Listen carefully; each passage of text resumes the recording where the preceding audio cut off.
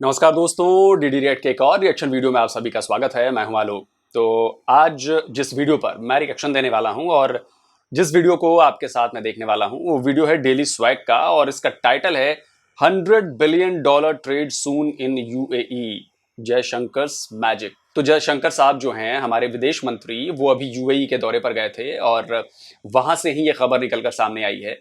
तो चलिए देखते हैं भाई कि भारत की इस बड़ी अचीवमेंट पर, भारत के बढ़ते यूएई और सऊदी से और बाकी गल्फ कंट्री से बढ़ते रिलेशंस पर पाकिस्तान की जनता जो है वो क्या कह रही है। करते क्या आप? मैं जॉब करता हूँ, काफ़ी स्क्वाट करता हूँ। माशाल्लाह sir, very nice sir. Basically मेरा आज का आपसे सवाल ये है कि अभी रिसेंटली एक खबर आई है, यूएई जो कि अरब इमारात हैं, उनका रुझान जो कि मुस्लिम कंट्री पाकिस्तान से ज़्यादा होने के बजाय इंडिया के ऊपर उनका फोकस ज़्यादा क्यों है? हर काम के मतलब कि कोई भी इन्वेस्टमेंट करनी हो या बड़े से बड़ा आप कोई देख लें, इंडिया के अंदर मैनेजर, सुपरवाइज़र, हर कंपनी के अंदर उन्होंने पाकिस्तानियों की जगह, मतलब कि वर्ल्ड की हर एक कंट्री से ज़्यादा कामयाब हो रहा है इंडिया। क्या वजूहत है कि अभी रिसेंटली यूएई ने और इंडिया ने ये ऐलान किया कि हम दोनों मिलकर एक बिजनेस करेंगे जिसमें $100 बिलियन की इन्वेस्टमेंट होगी? कितनी बड़ी इन्वेस्टमेंट है? क्या समझते हैं आप कि इंडियन हर फील्ड में आगे जाते क्यों जा रहे हैं? वो तो सीधी सी बात है जी। अब वहाँ पे एक तो वहाँ पे उन्होंने कुछ एटमॉस्फेयर ऐसा क्रिएट कर दिया है कि लोग उस तरफ अट्रैक्ट होते हैं, फैसिलिटेट इतना कर दिया है जो फॉरेन इन्वेस्टमेंट जितना भी जो फॉरेनर जाते हैं उनको ना, और उनकी इंडस्ट्रियल एस्टेट बड़ी बड़ी बना दी है। तो ये हैं बेसिकली जो अट्रैक्ट करती हैं किसी भी बिजनेसमैन को। प्लस वो फिर उनकी जो इकोनॉमिक इदारे हैं वो फिनेंशियली भी सपोर्ट करते हैं उन्हें कि जी कुछ परसेंटेज आप लगाएं, बाकी हम दे देते हैं, तो चलें जी इस एक इंडस्ट्री को रन कर दें। तो आगे फिर लेबर भी बहुत ज़्यादा है वहाँ पर, वो ये पोटेंशियल भी है इंडिया के पास, मतलब कंपेयर्ड टू पाकिस्तान ना, तो इस लिहाज से वो हमारे से बहुत आगे हैं। तो फिर हर चीज़ के अंदर आप देखेंगे, हर चीज़ के अंदर अभी यूएई पहले एक टाइम होता था कि पाकिस्तान के हाव नो पर जितने भी टोटली 52 मुस्लिम कंट्रीज हैं, सारी एक यकता होती थी। अभी रिसेंटली पाकिस्तान के हालात, पाकिस्तान की इकोनॉमिकल क्राइसिस, पॉलिटिकल क्राइसिस की वजह से पाकिस्तान के हालात इतने ख़राब हो चुके हैं कि पाकिस्तान अब दूसरे मुल्कों से कर्जा मांगने के अलावा और कोई काम नहीं है पाकिस्तान का। क्या इसी वजह से दूसरी कंट्रीज़ का रुझान पाकिस्तान से कम तो नहीं हुआ? बस ये हुआ है, ये बहुत बड़ा मेजर फैक्टर है पाकिस्तान में ना आने का। जो पहले आपने इंडिया का सवाल किया था, वहाँ पे ये सारी अट्रैक्शंस हैं, यहाँ पे सारी नेगेटिविटीज़ हैं। ये एक तो हमारा पॉलिटिकल सेटअप जो है वो स्टेबल ही नहीं हो रहा, तो इन्वेस्टर इन चीज़ों को बड़ा ख़ास करके देखता है जी मैं अगर इन्वेस्ट करता हूँ कल को मेरे साथ क्या होगा। और दूसरा जो है हमारे कुछ ये सैलाब ने भी फिर किया है, लेकिन ये तो कुदरती आफात है। बाकी मेन रीज़न वो वही है बेसिकली कि पॉलिटिकल स्टेबिलिटी नहीं है, इन्वॉल्वमेंट है काफ़ी सारे इदारों की, तो लोग डरते हैं उससे कि हम इन्वेस्ट कर देंगे तो फर्दर उसका क्या होगा, डूब जाएगी, बैठ जाएगी। आपको क्या लगता है कि सैलाब कुदरत की तरफ से आया गया है या हमारे पॉलिटिशियन की साजिश है कि ये लाया गया? आप क्या समझते हैं इस बारे में? ये सवाल आपने अच्छा किया है। तो ये तो अल्लाह मियाँ की तरफ से है जी, अजाब है वो तो आया है। मैं आपसे ये सवाल, आपने कहा कि ये अल्लाह मियाँ की तरफ से है, अल्लाह ताला की तरफ से आपने कहा कि है कि देखें कि पॉलिटिशियन के पास एक इख्तियार था कि अगर वो कालाबाग डैम बना देते तो आपको नहीं लगता कि ये इन सब हालात हमारे कभी भी इतने ख़राब ना होते? पॉलिटिक्स ने उस टाइम कहा कि कालाबाग हमारी लाशों के ऊपर आप कालाबाग डैम बनाएंगे, तो अगर वो बन जाता तो पाकिस्तान से ये हालात होते। मैं आपको एक और बात बताना चाहूँगा, जब भी सैलाब आया था 2010 में आया था सैलाब, जब तो बाहर से इतनी इमदाद आई थी, इतनी इमदाद आई थी वो, और अभी जब सैलाब आया 2022 के अंदर इतनी इमदाद आई है कि हमारी सोच नहीं होगी, और वो इमदाद लोगों तक पहुंच रही है। आपका क्या ख्याल है? नहीं, वो एक्चुअली ना इससे पहले एक इसी तरह फ्लड आया था, उसमें चूँकि मैं खुद गया था वहाँ पे अपनी तरफ से कंट्रीब्यूट करके, हमने कुछ सामान इकट्ठा किया था, कुछ ट्रक्स लेके हम गए थे। तो मेरा ख्याल ये था कि मैं अपने हाथों से वहाँ, मतलब अपने सामने खड़े होकर दूँ। वहाँ पे वाक़तन ये प्रॉब्लम है कि जो मुस्तहिक लोग हैं उन तक नहीं पहुँच रहा। ये नो डाउट। दूसरी बात जो आपने की है कालाबाग डैम वाली, ये बहुत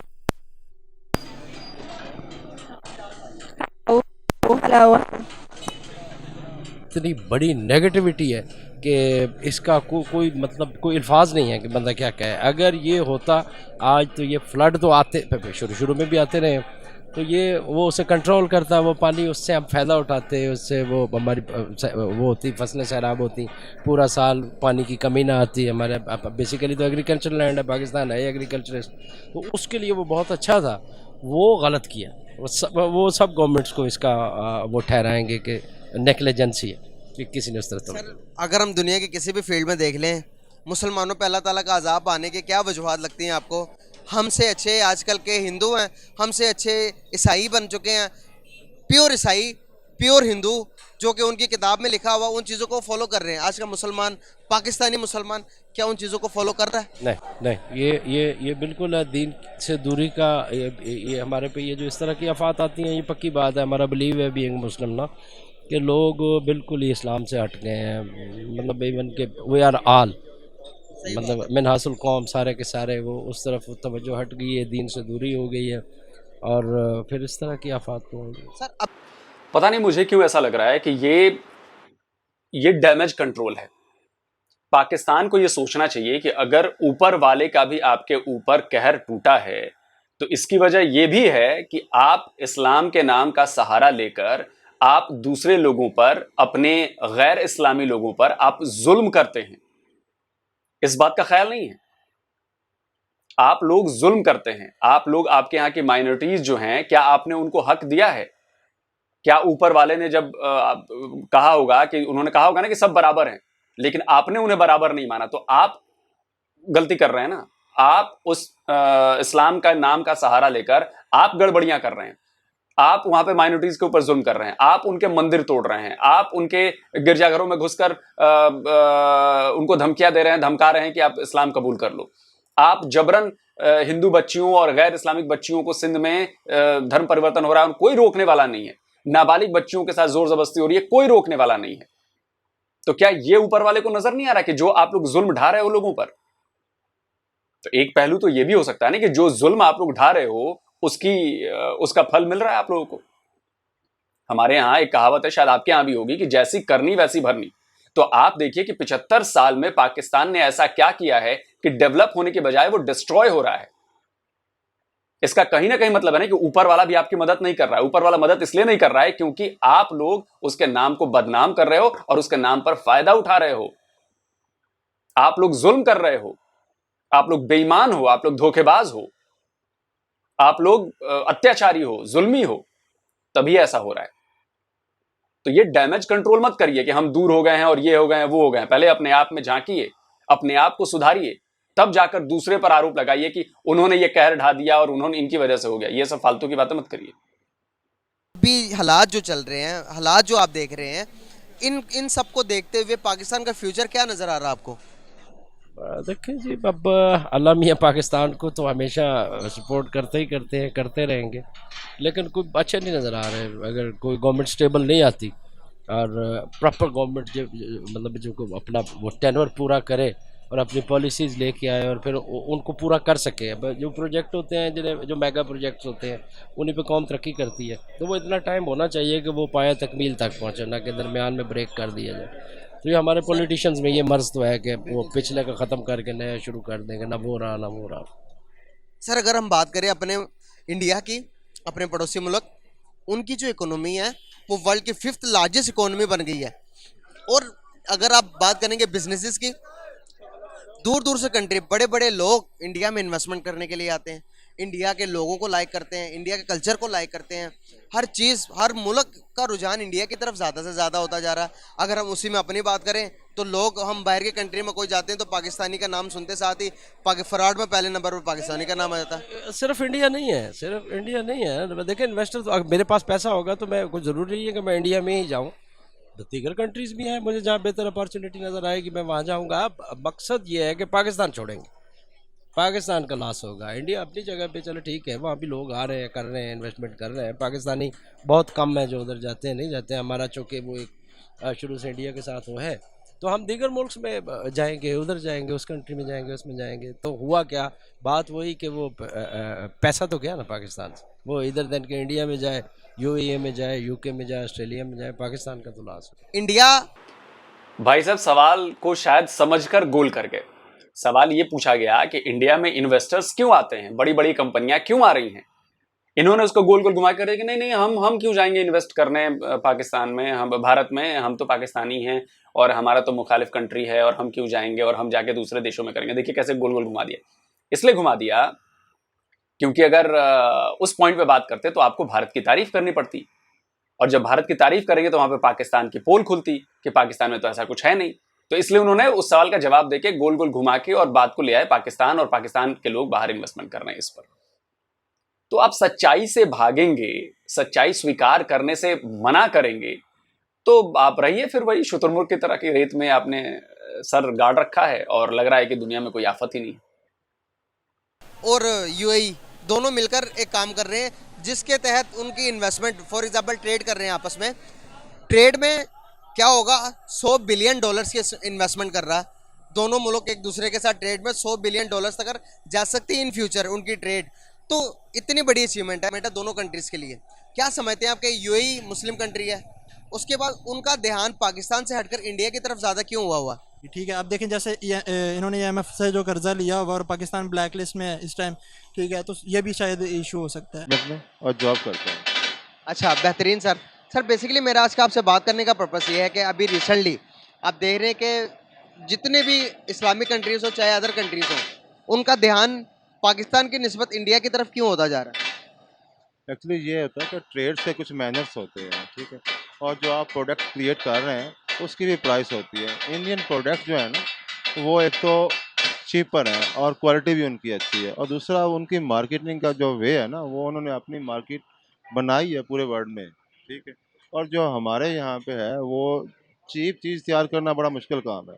फॉर एग्जांपल जिस तरह हम अभी जो कंजम्पशन कर रहे हैं इलेक्ट्रिसिटी के, बिजली के कर रहे हैं, हमारे पास आप यूनिट देख रहे हैं कितने का मिल रहा है इंडिया में, कि वो यूनिट कितने का मिल रहा है। तो जो यहाँ पे प्रोडक्ट तैयार होगी वो सस्ती नहीं होगी, महंगी होगी, और जब उसको हम सेल करना जाएंगे तो डेफिनेट मार्केट में मार्जिन जब किसी को मिलेगा तो वो बिजनेस कैसे करेगा आपके साथ। सही बात है सर। अभी रिसेंटली एक न्यूज़ आई है जिसके मुताबिक कि अभी इंडिया और यूएई के दरमियान ट्रेड होगा। वो ट्रेड आने वाले फ्यूचर के अंदर जो कि है वो $100 बिलियन को प्लस कर जाएगा, $100 बिलियन को क्रॉस कर जाएगा। क्या लगता है आपको कि क्या वजूहात हैं कि इंडिया के साथ हर कंट्री ट्रेड करना चाह रही है, हर एक कंट्री का prefer first hand India, back hand Pakistan भी है भी नहीं है अभी भी? क्या वजूहात लगती हैं आपको कि पाकिस्तान में जो हालात ख़राब है इस वजह से, या पाकिस्तानी कौम अपनी पहचान उस तरह की करवा चुकी है कि इस वजह से हमारी तरफ ज़्यादा ध्यान नहीं है? एक्चुअली ये है कि जहाँ पे जो ट्रेड की मार्केट है ना, जिस तरह चाइना है, ठीक है, चाइना को काउंटर करने के लिए ये जो पॉलिसी बना रही जा रही है सारी की सारी, ठीक है, कि अगर इंडिया और यूएई आपस में मिलकर ट्रेड करते हैं वो चाइना को काउंटर कर सकेंगे, और चाइना पाकिस्तान का फ्रेंड है, ठीक है। और चाइना के अंदर कैपेसिटी थी कि वो आपको मार्केट रेट के यानी कि मार्जिन वाली चीज़ तैयार कर सके। ये सारा सिनेरियो इसके बैक एंड पे ये सिनेरियो है।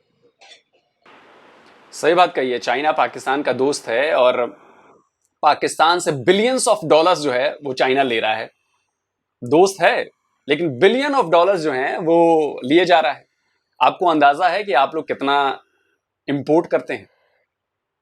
सुई से लेकर जहाज तक आपके यहां इंपोर्ट हो रहा है चाइना से, और चाइना आपके मैन्युफैक्चरिंग सेक्टर को ग्रो होने नहीं देगा कभी, क्योंकि अगर चाइना ऐसा कर दे कि आपका मैन्युफैक्चरिंग सेक्टर जो है वो अच्छा हो जाए तो फिर आप चाइना से सामान तो खरीदोगे नहीं, और जब चाइना से सामान खरीदोगे नहीं तो आपके डॉलर्स चाइना को पहुंचेंगे नहीं। वैसे ही अमेरिका और चाइना में लफड़ा चल रहा है, वर्ल्ड लेवल पे बाइकआउट चल रहा है चाइना का, उसमें इंडिया भी है।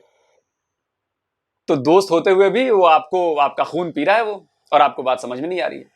आप नियर अबाउट 20, जहां तक मुझे याद है कि $20 बिलियन से भी ज्यादा का इंपोर्ट आप चाइना से करते हो अपनी जरूरतों को पूरी करने के लिए, और आपके यहां से वो बमुश्किल 3 से $3.5 लाख की चीजें वो खरीदता है। अब सोचिए कि आप उसको बेच रहे हो $3.5 लाख और उसको दे रहे हो, मतलब आप उससे खरीद रहे हो 20 बिलियन से भी ज्यादा डॉलर्स के सामान।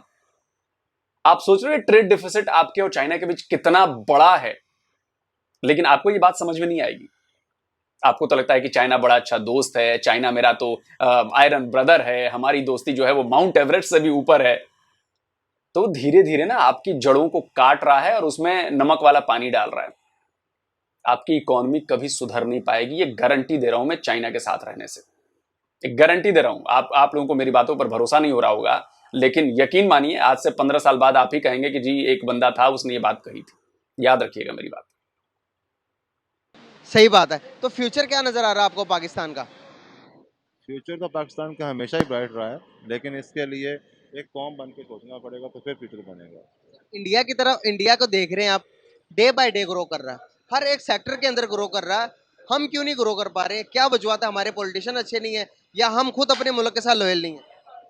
दोनों बातें हैं, पॉलिटिशियन भी अच्छे नहीं हैं, और जो क्वालिटी ऑफ एजुकेशन जो हमारे इधर है वो इंडिया में इससे बहुत बेहतर है। इसी वजह से वो डेवलप हो रहे हैं। ये रियलिटी है, इसे हमें एक्सेप्ट करना पड़ेगा, ये हकीकत है। सर क्या करें हम? क्या ऐसा कुछ करें कि जिसकी वजह से हम भी दुनिया में पहचाने जाएं, हमारा भी एक नाम हो, हम कुछ कर लें दुनिया में? कैसे पॉसिबल है? इसका सिंपल रास्ता है कि जो है ना, हम एजुकेशन में और सियासत के अंदर और इवन के इलेक्शन के अंदर भी क्वालिटी क्रिएट करें, और कुछ भी नहीं है, और इसका रास्ता। बहुत शुक्रिया सर, बहुत अच्छा लगा आपसे बात करके, थैंक यू सो मच।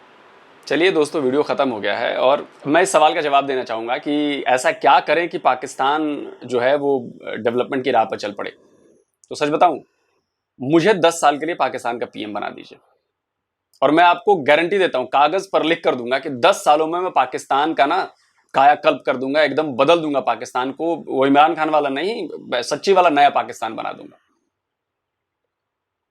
खैर ये तो मजाक की बात हुई, लेकिन जो बात है कि यूएई के साथ या जो ब्रॉडर प्रोस्पेक्ट इसका देखा जाए कि भाई जो मुस्लिम कंट्रीज हैं उनसे इंडिया के रिलेशंस बहुत ज्यादा बेहतर होते जा रहे हैं और पिछले 10 सालों में और ज्यादा बेहतर हुए हैं। इसका एग्जांपल ये है कि भाई सऊदी अरब, यूएई, इन लोगों ने पहचाना है कि भाई एक्चुअल में भारत क्या है। वो पाकिस्तान के उस प्रोपेगेंडा से बाहर आए हैं जिसमें पाकिस्तान ये बताने की कोशिश करता है कि भाई मुस्लिमों के खिलाफ है इंडिया, मुस्लिमों पर जुल्म करता है। इनफैक्ट कश्मीर का जो प्रोपेगेंडा पाकिस्तान कर रहा है उसमें भी पाकिस्तान अब फेल हो चुका है और दुनिया को सच्चाई नजर आने लगी है कि वाकई जो है वो इंडिया क्या कर रहा है, कश्मीर की डेवलपमेंट कर रहा है। ये सब फिजूल की बातें हैं कि मुसलमानों पर जुल्म और ये सारी चीजें। तो इसका नतीजा क्या हुआ कि यूएई और सऊदी ने पीएम मोदी को अपने बड़े बड़े सम्मानों से नवाजा। इसका नतीजा क्या हुआ कि यूएई और सऊदीया जो हैं वो जम्मू कश्मीर में इन्वेस्ट कर रहे हैं, हजारों करोड़ रुपए का इन्वेस्ट कर रहे हैं। इसका नतीजा ये हुआ कि जयशंकर साहब जब गए तो इन्होंने तय किया कि भाई हम $100 बिलियन का कारोबार करेंगे। जहां तक मुझे समझ में आ रही है कि एक साल में ये कारोबार को बढ़ाने का या ओवरऑल बढ़ाने का होगा।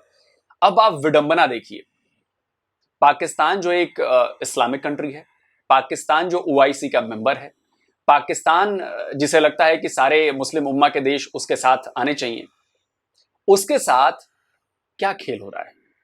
खेल इसलिए हो रहा है क्योंकि जब आप भिखारी बन जाओगे, जब आप हर जगह हाथ फैलाओगे, तो एक बार कोई मदद करेगा, 2 बार मदद करेगा, आपको पालेगा नहीं वो, क्योंकि भाई पालने के लिए उनके देश के लोग भी हैं उनके पास। तो आपने ये सोच लिया है कि मुस्लिम पूरी उम्मा मिलके आपको पाकिस्तान नाम के देश को पाल ले। तो ये भूल जाइए, सब समझ चुके हैं कि आप जो बेसिकली है वो आप जेब कतरी का काम कर रहे हैं, तो वो अब होने वाला नहीं।